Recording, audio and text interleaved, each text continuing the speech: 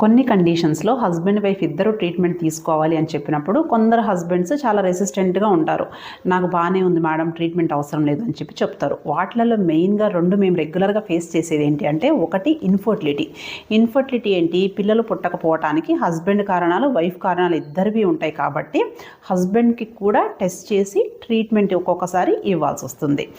ఇంకొకటి ఏంటి అంటే డిస్పెరూనియా అంటే హస్బెండ్ వైఫ్ కలిసినప్పుడు నొప్పి ఉండటం అనమాట. ఇది జనరల్గా ఇన్ఫెక్షన్ చాలా కామన్గా ఉంటుంది. ఆడవాళ్ళకి ఏంటి, వెజైనల్గా దురద మంట ఫ్రీక్వెంట్గా తెలుస్తూ ఉంటాయి. కాబట్టి వాళ్ళు ట్రీట్మెంట్ తీసుకుంటారు. ట్రీట్మెంట్ తీసుకున్న తర్వాత వాళ్ళకి ఇన్ఫెక్షన్ తగ్గుతుంది. మళ్ళీ హస్బెండ్ వైఫ్ కలిసిన తర్వాత మళ్ళీ హస్బెండ్ నుంచి వైఫ్కి వచ్చే ఛాన్స్ ఉంటుంది. ఇలా రిపీటెడ్గా ఆడవాళ్ళు మాత్రమే మెడిసిన్స్ వాడుతూ ఉంటారు. సో ఇలా హస్బెండ్ వైఫ్ కలిసినప్పుడు నొప్పి ఉంటుంది రిపీటెడ్గా అన్నప్పుడు ఇద్దరు కూడా ఒకసారి ట్రీట్మెంట్ తీసుకోవటం దీనికి పరిష్కారం అనమాట. ఇద్దరు ట్రీట్మెంట్ తీసుకుంటే ఇద్దరిలో ఉన్న ఇన్ఫెక్షన్ తగ్గుతుంది. కాబట్టి రిపీటెడ్గా ఇన్ఫెక్షన్స్ వచ్చే ఛాన్స్ ఉండదు.